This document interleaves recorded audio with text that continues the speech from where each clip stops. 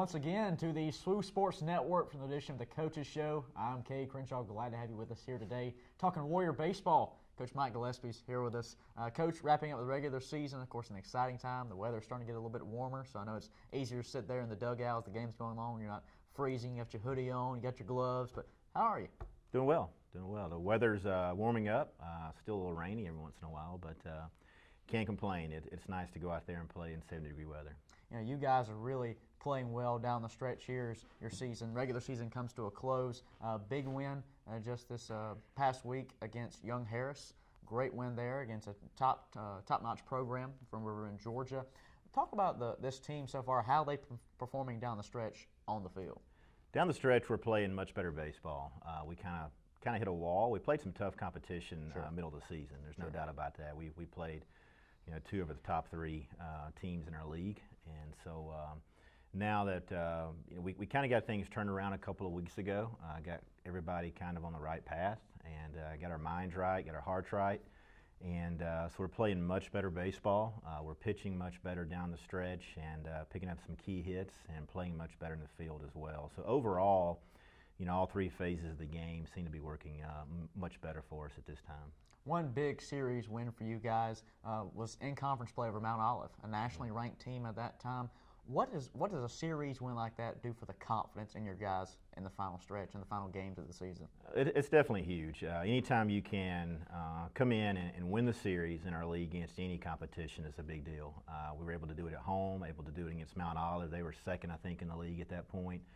And they're a traditional powerhouse. There's no doubt about that. Got a great club. We pitched really well.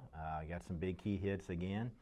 And again, played well in the field. I mean, it sounds kind of like an old cliche, but that's kind of, pitching's going to win games, and if you can get a couple of big hits and get some base runners on, move them around, make the plays in the field, makes the pitching that much easier, a lot less stress on those guys. But it was a big series win, there's no doubt, and kind of got us back in contention after coming off a couple of tough weekends with Belmont Abbey and North Greenville to put us back in contention for postseason play. Of course, as we close out the regular season, just a few games left now, which means for the senior class, they just have a few more outings. Talk about their impact on the program, what they've meant to the team, both on the field and off the field. Their impact has been huge. It's a large senior class. It's probably the largest one I've had since I've been here. We have 14. 12 will be graduating in May, one this summer, and one in December. So obviously we want to bring them in, exhaust their eligibility, and then make sure they graduate. That's key. That's first and foremost, making sure they understand they're student first, athlete second. Their impact has been huge on the fields, in the classroom, in the campus community. And it's been this particular class that has stuck together. They made that transition. They were kind of the first class coming up with the Division II transition for us and being full members. And so really wanted to make sure that we did everything we could to send them out on a positive note. Some of those guys have got a lot of experience, a lot of games. We told them when they were freshmen that they're going to get a lot of experience. If they can continue to work on it, get a little bit better each day, when they're a junior or senior, it's going to pay off for them individually, but most importantly for the team. And so, we're right there in the mix for postseason play, and I want that for them more than anything, really. Of course, as one class gets ready to leave, another class is getting ready to come in. Kind of take me through the recruiting trail. What's this class size going to look like? And also, where does the Warrior logo, how far does it span? Mm-hmm. Final numbers, we'll know kind of June, July. We're always picking up a couple of mainly transfers, whether it be junior college or four-year guys, late spring, early summer. We did have a good class that signed back in November when the signing period opened. We're anxious to get those guys in. This particular class that we brought in for this year was a really good mix of freshmen and transfers.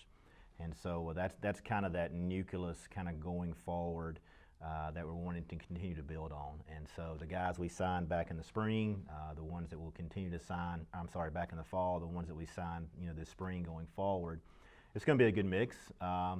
As far as our stamp, obviously kind of staying more so in the southeast. We brought in some guys from up north this past recruiting class year. We'll reach out anywhere. Obviously, in this day and age, with the technology, you can reach and expand throughout the country.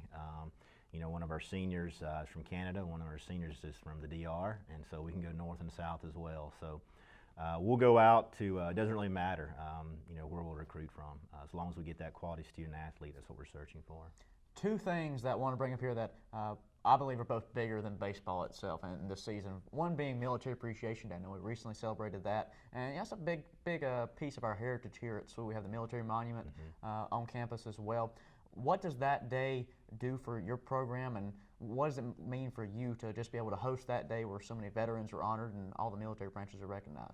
It's a very special day, and first and foremost, there's a couple different people that I have to address. One is Tony Payne and Donna Pittman were instrumental in helping us, two members of the campus community here, in getting that event to where it is today. And then, of course, it couldn't happen without the veterans and those that are still serving actively. And it's just a small opportunity, a small chance for us to recognize those men and women that have, made sacrifices in their lives for our country. We couldn't be playing a game of baseball without them. We couldn't be doing a lot of things, but baseball would not be existing in a free country without those men and women. And it's great. I think it's important for the guys on our team to understand what these men and women have done for them as well.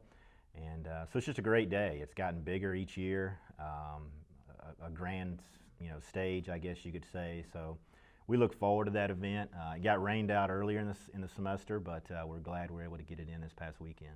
Second thing that I want to talk to you about, if you can, show that right wrist over to everyone watching at home there. The wristband you wear, a lot of your players wear, a lot of people around campus are wearing. It's the Daniel's Day band for Daniel Alexander, a 9-year-old boy who struggles with a very, very challenging disease. Take me through Daniel and what his ties to this program, what he means to you personally, and also what's it like hosting Daniel's Day. Okay. Daniel is the younger brother of Justin Brew, who graduated 2 years ago. Justin came in as a freshman. They live right outside of Atlanta. Daniel has Alexander disease, which is a form of ULF. He actually has the type of disease that the life expectancy is 8 to 10 years of age. And this Friday, he will be celebrating his 9th birthday. It's a very significant time, emotional time for us to bring him on campus, just to honor him. He had surgery back late fall, and his mom was talking that this is one of the top 2 days that he's had since that particular surgery. And he loves baseball, he loves the Braves, he loves tractors, so when he gets a chance to come out and watch a game of baseball, and at the end of the day he rides our Sand Pro when we drag the field, and that makes his day. And it makes the day for pretty much everyone that gets a chance to meet him. There's no doubt about that. It's been a unique situation. We've had two other head coaches. When we play them again in the spring over at Emmanuel College, their head coach is still wearing the band, and they still talk about him and the impact that Daniel made on their team. And so that's kind of what it's all about. It's making a special day for Daniel, but also putting in perspective, how fortunate, a lot of us are. And, we love him. I mean, he's our #1 warrior. No doubt about it. A special moment, special day overall over at Keith Connor Field. Of course, want to keep Daniel in our prayers and keep him in your prayers at home. And, of course, would like to thank you and your program for sponsoring events like that, Military Appreciation and Daniel's Day, for making some things that mean bigger than baseball to be put on the platform like that. So, Coach, thank you for joining us here today. Best of luck the rest of the season as you round out the regular year. Best of luck to the seniors as all of you guys move forward and begin your lives. Coach, we appreciate it. We'll catch you next time. Thank you. All right, I'm Kay Crenshaw. This has been the Coaches Show once again on the SWU Sports Network. I'll catch you next time.